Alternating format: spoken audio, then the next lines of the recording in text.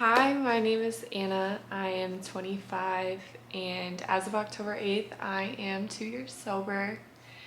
I really just want to be what I wish that I had in my early sobriety.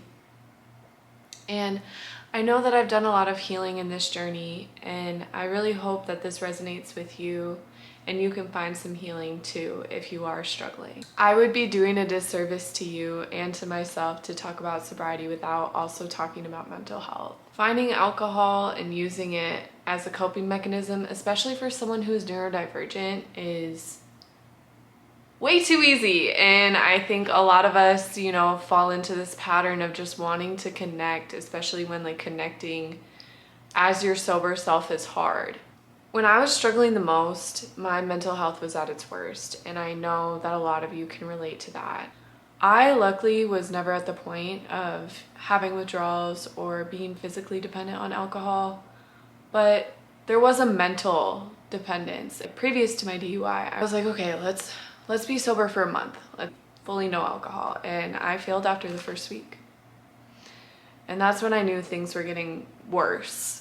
That entire week that I was sober, alcohol was one of the main things on my mind. When I was driving inebriated, I was some of the most suicidal I had ever been. When I got my DUI, I knew that was it for me. My blood alcohol was 0.288, and I knew I wouldn't have been able to live with myself if I hurt somebody else. I'm always asked what happened when I tell people of my sobriety, and while there was a catalyst in my story, there doesn't have to be in yours. With that being said, what I want you to take from this video is to notice patterns within yourself. As soon as you start associating anything, whether it be a substance or alcohol, with negativity, that's when it becomes a problem and you're no longer in control.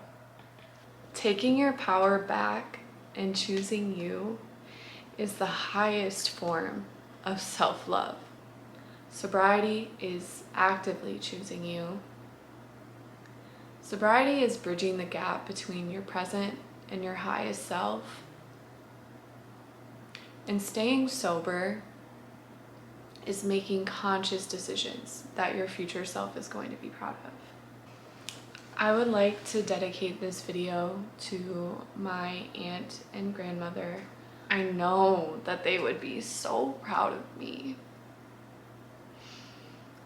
And I wish so deeply that they would have gotten to see the power and fulfillment in sobriety. The way that I want to end today's video is with some gratitude. I know that it has helped me so much on my journey.